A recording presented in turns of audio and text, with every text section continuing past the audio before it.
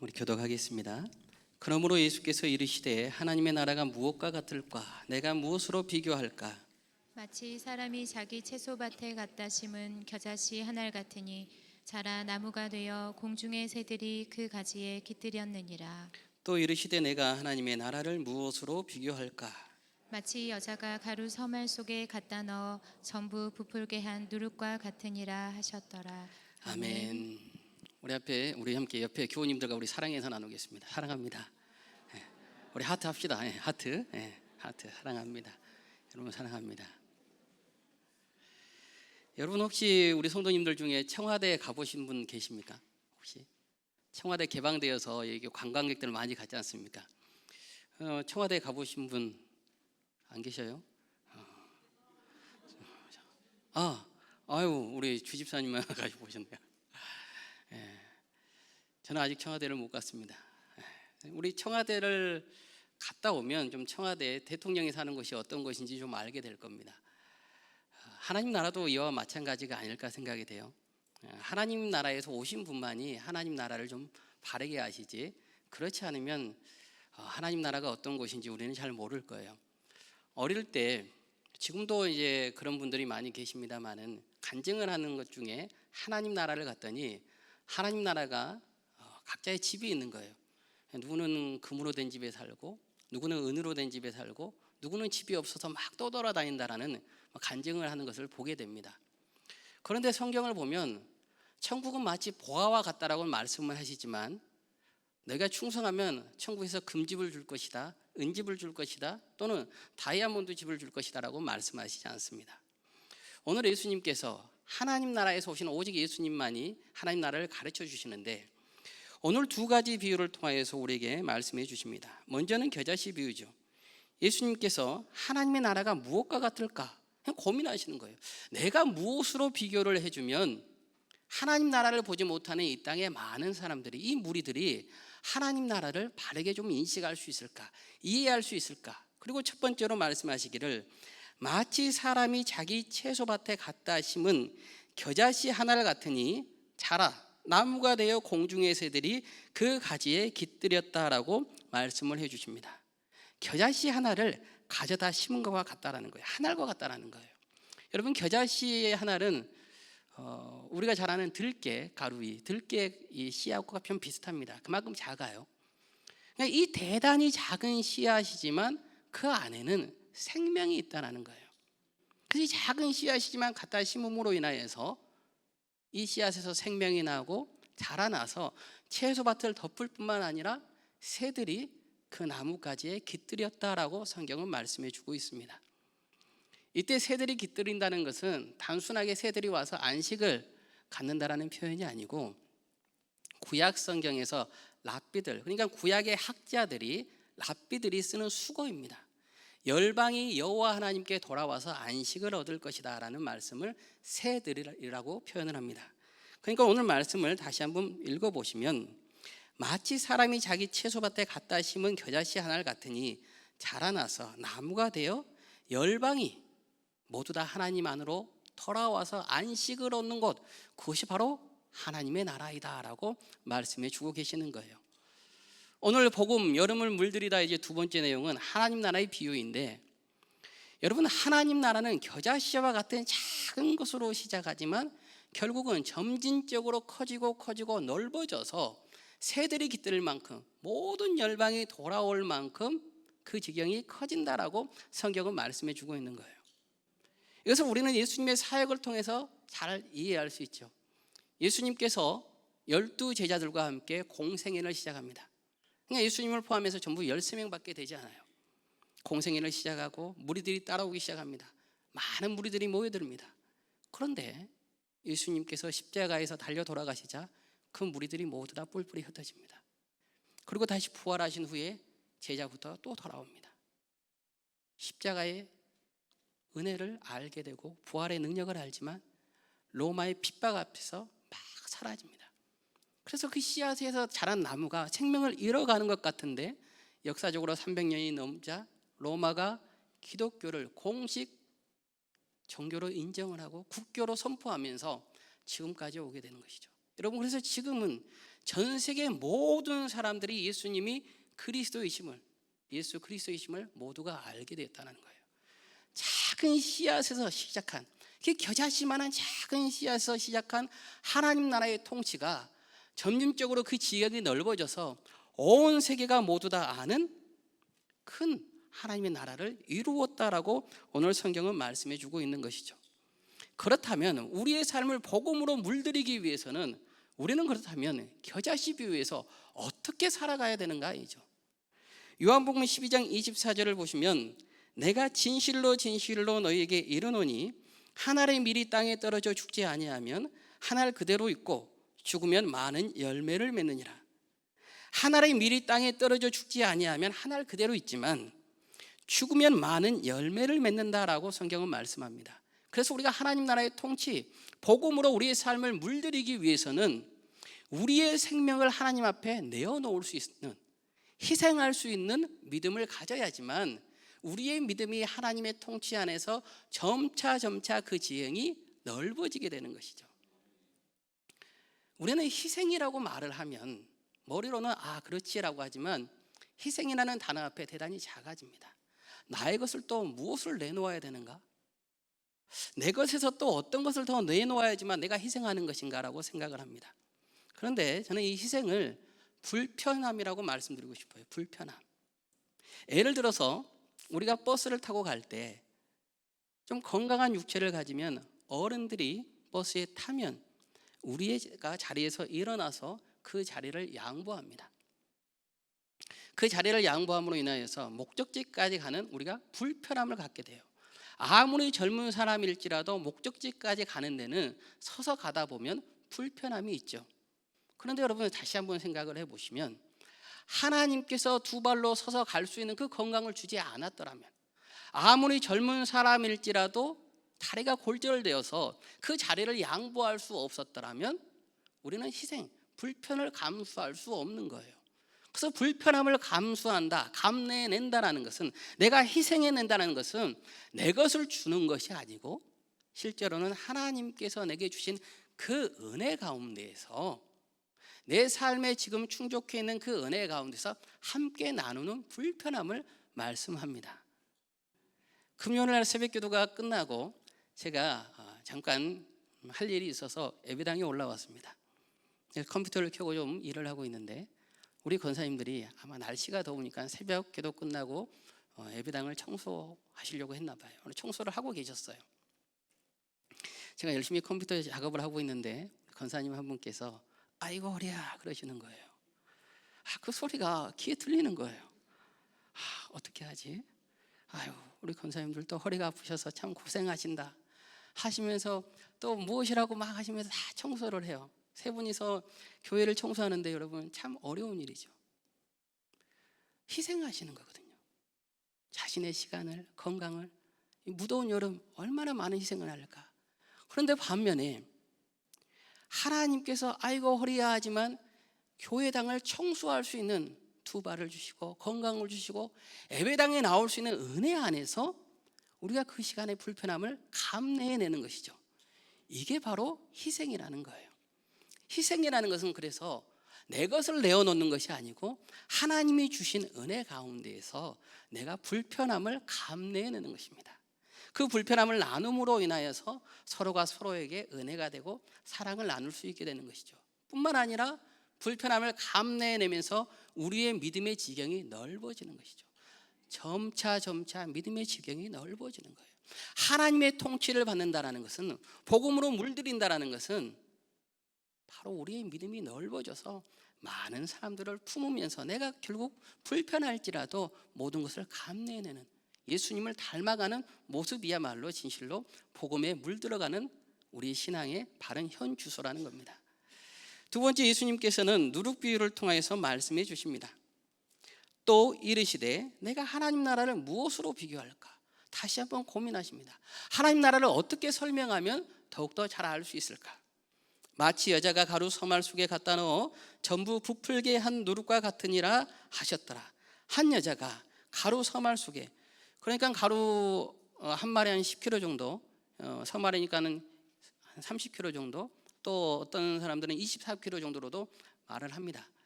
그러니까 요즘 쌀 푸대 한 포대면 한 20kg 정도 합니까? 밀가루 한 푸대 정도면 20kg, 한 반 정도 될 겁니다. 그 밀가루 한 푸대 반에 서말 속에 누룩 한 꼬집을 집어넣었는데 이 밀가루가 모두 다 부풀어 오는 거예요.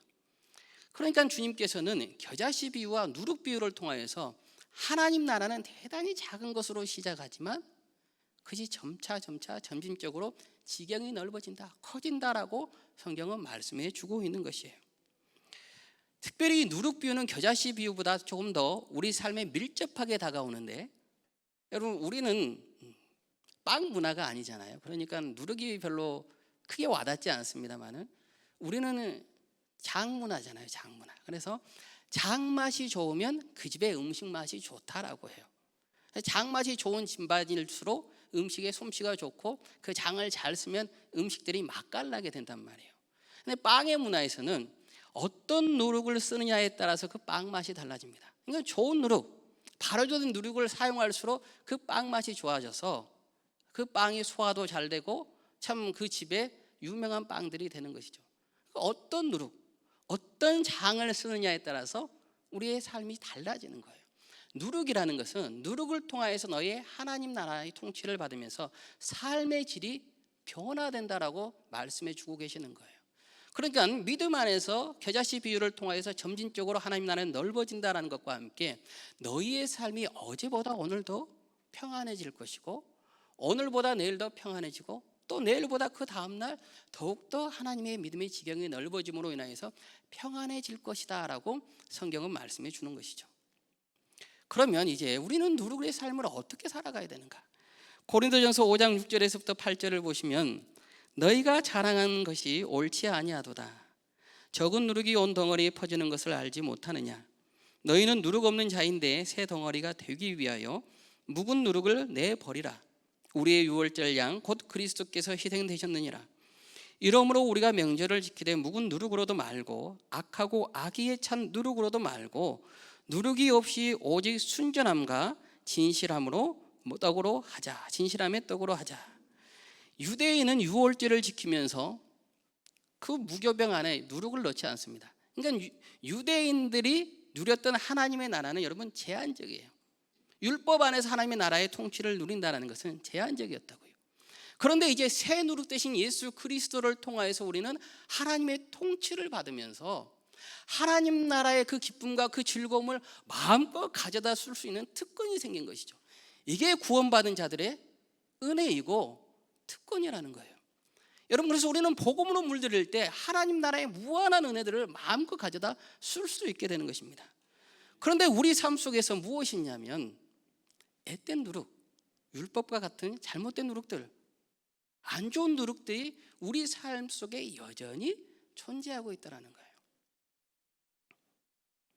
그 누룩들을 내버려야지만 우리가 진실된 좋은 누룩으로 새 누룩이신 예수 그리스도를 통하여서 삶의 기쁨을 누리고 나갈 터인데 그렇게 하지 못한다는 거예요. 그래서 우리가 예수님을 믿노라 하지만 우리 삶의 모습 속에는 앳된 누룩의 모습이 많이 있죠. 그것을 가져다 버릴 수 있어야 돼요. 오래전에 타 지역에서 이제 타 지역 목사님들과 여러 목사님들이 모여서 함께 공부를 하고 브레이크 타임을 갖는데 어떤 목사님께서 이게 설교 전에 자신의 루틴에 대해서 말씀을 해주는데 항상 설교단 위에 올라가시기 전에 베토벤 교향곡 9번 합창, 여러분 아시죠? 합창 환희의 송가를 들으면 그렇게 설교가 잘 된다는 거예요. 합창 교향곡이 엄청 강하잖아요. 막 쿵쾅쿵쾅 하니까 그 음악을 듣고 가면 강하고 담대하게 그렇게 설교가 잘 된대요. 그래서 제가 그 이야기를 듣고 있다가 그거 범신론인데요 라는 한마디 했어요. 정말로요. 딱 한마디 했더니 목사님들이 나도 합창교향곡을 들어야겠나 하시다가 싹 조용해지는 거예요. 범신론이 뭡니까 여러분? 이 불교나 힌두교가 범신론이잖아요. 이 세상에 모든 내재되어 있는 것이 신이다. 신이 이 세상에 내재되어 있다는 거예요. 그러니까 풀에도 신이 있고 걸어가는 개미에, 기어가는 개미에도 신이 있고 또 여러분 집에서 기르는 이 강아지도 신이 있는 거예요. 그러니까 초월적인 존재가 구원하는 것이 아니고 내재되어 있는 곳에서부터 구원을 받는다는 것이죠. 그래서 여러분이 잘못하면 우리는 아니죠. 그 믿는 사람들은 잘못하면 강아지로도 태어날 수 있고 풀로도 태어날 수 있으므로 살생하지 마라. 그 안에 신이 있다. 그래서 뭡니까? 윤회사상이에요. 윤회사상. 수레바퀴처럼 돌고 도는 것이 범신론이란 말이에요. 그래서 산은 산이 돼 물은 물이다라는 것이 산과 물에서 모든 것을 자연에서 도통하게 되면 내가 풀로 태어나든 물로 태어나든 내가 강아지로 태어나든 새로 태어나든 모두가 하나이다. 열반한다라는 거예요. 득도하였다라는 것이죠. 이게 범신론이거든요. 그러니까 범신론은 초월적인 존재가 필요하지 않아요. 자신 안에서 모든 것을 찾아갑니다. 베토벤 교향곡 9번을 들으면 베토벤이 찬양하는 하나님은 바로 이 세상에서 있는 우주와 모든 것들이 하나이고 친구이므로 다 그 안에서 신을 찾아간다. 이 말씀을 제가 왜 드리냐면 우리 신앙 속에 그러한 모습들이 있어요. 우리의 공로와 노력을 통하여서 내가 하나님의 복음을 받을 수 있다라고 생각을 해요. 은혜를 받을 수 있다라고 생각하는 것들이 있다고요. 그래서 어떤 목사님께서 불교에서 불경을 한 승려가 외우는 불경의 소리와 교회에서 새벽부터 통성 기도를 하는 소리와 파장을 비교해 보았더니 불교 그 승려의 파장 소리가 더 크다라고 하면서 새벽부터 통성 기도하는 것이 아니고 고요한 가운데 하나님 묵상해야 된다는 말을 하는 거예요. 그거 보고 깜짝 놀랐어요. 기독교적인 말이 아니죠. 기독교적인 말씀이 아닌 거예요. 그 안에 이미 내재되어 있는 신을 찾는 거예요. 우리 신앙 속에서 율법적인 요소들, 이런 영성이라는 단어를 통하여서 마치 내가 세상과 하나 되면 하나님의 뜻을 깨닫는 것 같은 나의 득도를 통해서 수련을 통해서 하나님을 안다라고 하는 잘못된 생각들. 여러분은 우리가 복음으로 물들인다는 것은 우리가 오직 새 누룩 대신 예수 그리스도만을 통해서 우리가 하나님의 통치를 받을 수 있음을 말씀해 주고 있습니다. 내 안의 힘과 능력으로는 아무것도 할 수 없죠. 우리가 기도하는 이유도 가장 큰 이유가 바로 여기에 있습니다. 내 힘으로 될 수 없습니다. 하나님, 나는 아무것도 할 수 없는 지렁이와 같은 존재이지만 하나님께서 은혜를 주십시오. 내가 하나님의 능력을 통하여서 내가 승리하고 나가겠습니다. 그래서 우리가 거룩해진다는 것, 경건해진다는 것, 복음으로 물들인다는 것은 새 누룩 대신 예수 그리스도를 통하여서 우리의 믿음이 계속 부풀어 올라서 우리의 믿음의 질이, 우리 신앙의 질이 더욱더 좋아짐을 말씀해 주고 있는 거예요. 그래서 우리는 새 누룩 대신 오직 예수 그리스도를 통해서 하나님의 통치를 받을 수 있습니다. 여러분 장을 담그셔 보시면 또 아니면 김치를 담그실 때 어떤 재료를 씁니까? 잘 말린 태양초 고추장을 가져다 씁니다. 태양초 고추를 가져다 쓰시죠. 그러니까 이게 무엇이냐면 아무리 오래 묵어도 좋지 않는 재료이면 여러분 맛이 나지 않습니다. 그렇죠? 안 좋은 고추를 가져다가 중국산 고추를 가져다가 장을 담근다고 해도 장 맛이 나지 않는다고요. 가장 최상의 재료를 사용해야지만 1년이 되고 2년이 되고 3년이 되면 장 맛이 살아나게 되는 거예요. 우리가 앳된 누룩들, 율법의 잘못된 요소들, 또 세상적으로 평만에 있는 범신론적인 요소들을 가지고 우리가 아무리 그것을 가지고 신앙을, 믿음을 확장하려고 해도 믿음은 자라나지 않는다는 거예요. 오직 새 누룩 대신 예수 그리스도를 통하여서 하나님의 통치를 받게 되고 복음의 능력으로 우리 삶을 물들여 나갈 수 있게 되는 것이죠. 그래서 우리의 삶이 진실로 이 새 누룩 대신 예수 그리스도의 삶으로 전진해 나가시기를 바랍니다. 그래서 여름 우리가 예수 그리스도의 그 새 누룩으로 우리의 믿음이 부풀어 오르고 우리 삶의 평안이 더욱더 좋아지고 또 예수 그리스도의 그 겨자씨만한 그 은혜를 통하여서 우리가 정말 믿음의 지경이 넓어지는 귀한 은혜를 가지고 나가시기를 바랍니다. 여러분 겨자씨는 대단히 작단 말이에요. 누룩도 대단히 적은 양입니다. 그런데 이 작은 것들이 결국 우리의 믿음을 변화시킨다는 거예요. 그래서 저는 우리의 믿음의 모양이 바다와 같으면 좋겠다는 거예요. 바다의 모습과. 왜 뜬금없이 바다일까? 날씨가 너무 무더워서 여름 바다에 풍덩하고 들어가고 싶은 마음도 있지만 바다라고 하는 이유는 여러분 바다는 우리 생각하면 넓잖아요. 넓어요. 그런데 그 넓은 바다가 되기 위해서는 갈래 작은 시냇물들이 모입니다. 여기에서 시냇물이 모이고 저기에서 시냇물이 모여요. 그래서 신윤복 선생님은 바다를 이렇게 표현하더라고요. 바다는 모든 시내를 받아들입니다. 그래서 이름이 바다입니다. 바다는 세상에서 가장 낮은 물입니다. 그러나 세상에서 가장 큰 물입니다. 바다가 물을 모으는 비결은 자신을 가장 낮은 곳에 두는 데에 있습니다. 낮은 곳, 약한 곳, 그곳이 바다입니다. 우리가 겨자씨만한 비유를 통해서, 누룩의 비유를 통하여서 우리의 믿음이 넓어지고 넓어져서 바다가 된다는 것은, 여러분, 우리가 가장 낮고 낮은 위치에서 나와 다른 이들을 모두 다 품는 거예요. 나와 생각이 달라도, 나와 모습이 달라도, 나와 사는 환경이 달라도 그것을 모두 다 품는 것이죠. 그래서 우리의 믿음이 바다같이 넓어질 때 낮고 낮은 그 자리에서 우리는 겸손한 모양으로 나아갈 수 있고 교만하지 않게 되는 거예요. 여러분, 바다에는 어떤 생물들이 삽니까? 상어도 살고요, 여름에 만난 민어도 살고요, 개도, 갑각류 개도 살고요, 새우도 살고요, 조개도 살고요, 지렁이도 살고요. 온갖 생물들이 다 살죠. 바다라는 것은 바로 그런 것입니다. 우리의 믿음의 지경이 넓어져서 새들이 머물 뿐만 아니라 열방의 여호와 하나님의 안에서 안식을 얻을 뿐만 아니라 나와 다른 사람 모두를 포용할 수 있는 그 넓은 믿음의 소유자가 우리가 되기를 바랍니다. 하나님의 통치를 받는다는 것은 바로 이것이에요. 하나님의 통치를 받는다라고 하면서, 복음으로 물들인다라고 하면서 내 모든 이 땅의 소욕만 채워지는 것이 아니라 바다처럼 모든 것을 품는 것이죠.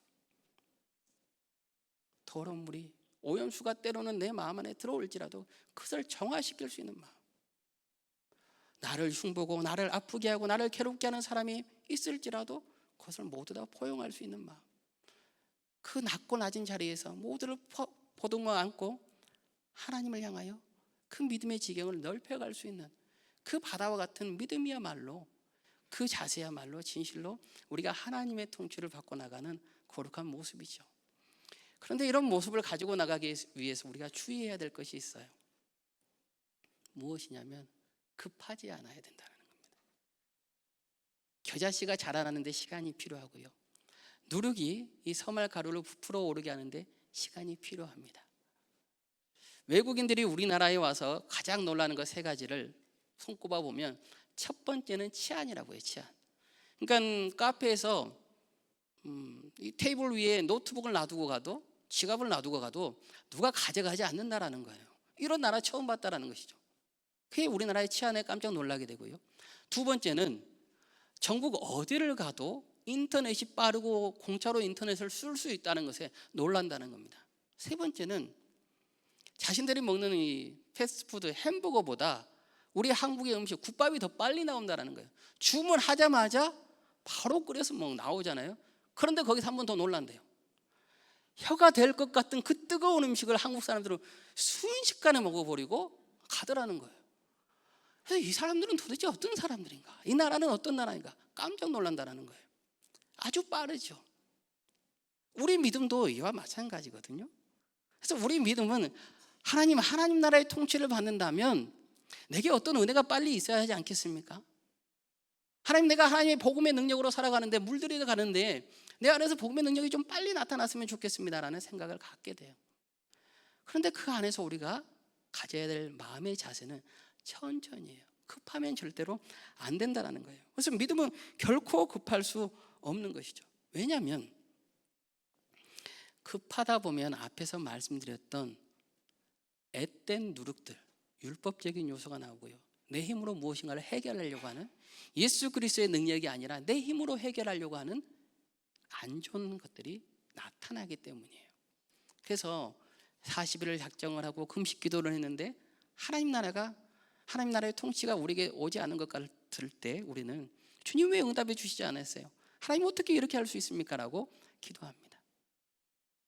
더 나가다가는 하나님, 내가 주님의 몸된 교회에 충성하였고 헌신하였는데 왜 저의 기도를 응답해 주시지 않습니까? 라고 하나님께 원망을 내뱉으면서 나의 공로를, 앳된 누룩들을 내어놓게 되는 거예요.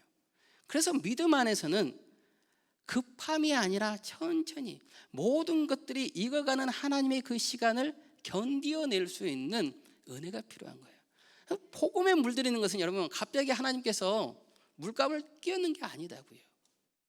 마치 화선지에 먹물이 스며들어가듯 계속 서서히 우리가 알지 못하는 사이에 졸지도 않으시고 주무시지도 않으시는 여호와 하나님께서 우리 삶 속에서 일하신다고요. 여러분이 잠자리에 들 때도, 여러분이 눈을 감고 꿈을 꾸고 있을 때도 하나님께서는 일하시면서 우리 믿음 안에서 복음으로 물들여져 간다는 것입니다. 그래서 절대로 급하면 안 됩니다. 급하면 우리의 믿음이 복음이 아닌 다른 것들로 꾸며질 수 있기 때문이에요. 여러분, 하나님 나라는 이미 시작되었습니다. 예수님께서 오심으로 인하여서 하나님 나라는 시작되었고 마지막 날 분명히 다시 임할 거예요.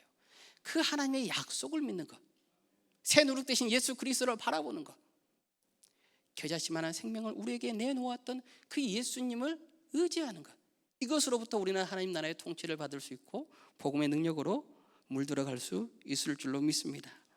그래서 누가복음 12장 31절에서부터 32절 말씀을 보시면, 다만 너희는 그의 나라를 구하라. 그리하면 이런 것들을 너희에게 더하시리라. 적은 무리여 무서워 말라. 너희 아버지께서 그 나라를 너희에게 주시기를 기뻐하시느니라. 적은 무리여 무서워 말라. 너희 아버지께서 그 나라를 너희에게 주신다. 하나님 나라의 통치를 받는다, 복음으로 물들여진다는 것은 바로 여러분, 여호와 하나님께서 우리에게 그 나라를 기쁨으로 주시는 거예요. 우리의 능력으로, 우리의 힘으로 확장하는 게 아니다고요. 하나님 나라는 지어져 가는 것이 아닙니다. 확장되어지는 것이 아닙니다. 오직 여호와 하나님을 통하여서 겨자씨처럼 누룩처럼 우리에게 주어지는 은혜라고 성경은 말씀해 주고 있습니다. 제가 서두에서 청와대를 다녀오신 우리 교우님이 계신지 한번 물어보았는데, 우리 집사님 한 분밖에 안 계시는데요. 여러분, 우리가 관광을 가서 청와대를 갔을지라도 가장 청와대를 잘하는 사람은 누구일까요? 거기서 살아본 대통령이 잘 알겠죠. 더 잘하는 사람은 살림까지 해본 이 영부인은 더 잘하시겠죠. 여러분, 우리가 천국을 아무리 많이 안다고 한들 오늘 성경을 통해서 말씀해 주시는 예수님보다 더 잘할 수가 없어요. 그런데 어릴 때부터 또 지금도 많은 간증 속에서는 천국에 갔더니 금으로 된 집, 은으로 된 집, 누구는 또 다이아몬드로 된 집. 그러니까 그분의 간증들을 제가 다시 한번 보았더니 이렇게 말을 하는 거예요. 천국에 갔더니 장로님들 집은 은집이라는 거예요. 안 좋은 집이에요. 집사님들 집도 뭐 동으로 만든 집들 별로 좋지 않더라는 거예요. 그럼 금집이 누군가 하고 막 봤더니 목사님 집이 아니라 이 새로운 성도님들, 이제 갓 교회 나오기 시작한 성도님들의 집은 금집이라는 거예요. 그럼 도대체 목사님은 어디 있는가 했더니 목사님은 집이 없어서 돌아다니고 뭐 스카이 콩콩 타고 다닌다는 거예요. 여러분, 왜 좋아하십니까? 여러분 생각해 보세요. 천국에 여러분이 갔는데 옆에 교우님은 금집에 살고 있어요. 100평이래요. 우리 집은 은집으로 됐는데 60평이래요. 이 목사님은 집이 없어서 신부집 깔고 자고 있다면 천국에도 강남과 강북이 있는데 그것이 천국이겠어요? 아니죠. 천국은 모두가 동일하거든요. 천국은 누구는 금집, 은집이 아니다고요. 천국은 오늘 예수님께서 말씀하신 것처럼 겨자씨 비유처럼 누룩 비유처럼 대단히 작은 걸로 시작하지만 넓어져서 커져서 점진적으로 우리에게 허락되는, 오직 여호와 하나님의 영광을 바라보며 그 즐거움 안에서 우리의 삶이 평안해지며 영원토록 하나님을 찬양하는 곳이 하나님 나라 천국이지, 그곳에서 누구는 금집에 살고 은집에 살고 그런 곳은 아니라는 것이에요. 그래서 우리가 하나님 나라를, 하나님의 통치를 우리가 받아들이고 나갈 때 내가 하나님 나라에 가서 금집에 살겠지가 아니고 이 땅에서 우리가 진실로 믿음의 삶을 걸어가면서 예수 그리스도, 새 누룩 되시는 그리스도의 그 은혜와 사랑으로 우리의 삶을 물들이시는 모두가 되시기를 바랍니다. 대단히 작은 시작입니다. 그러나 그 작은 시작이 결코 세상에 꺾지 못하고 큰 하나님의 능력으로 나타날 것입니다. 우리의 삶 속에서 우리는 여전히 작은 모습으로 살아갑니다.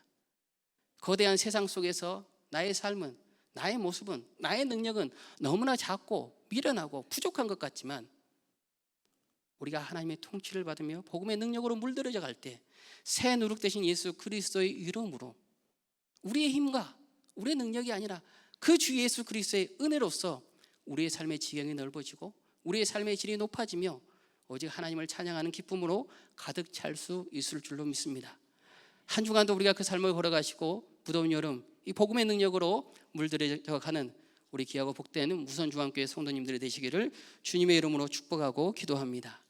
우리 이 시간 함께 찬양하실 터인데요, 우리 함께 일어나셔서 물이 바다 덮음같이 여호와의 영광이 이 땅에 모두 다 편만해질 것이다. 우리 함께 주님의 이름 부르면서 우리 함께 찬양하면서 나아가도록 하겠습니다.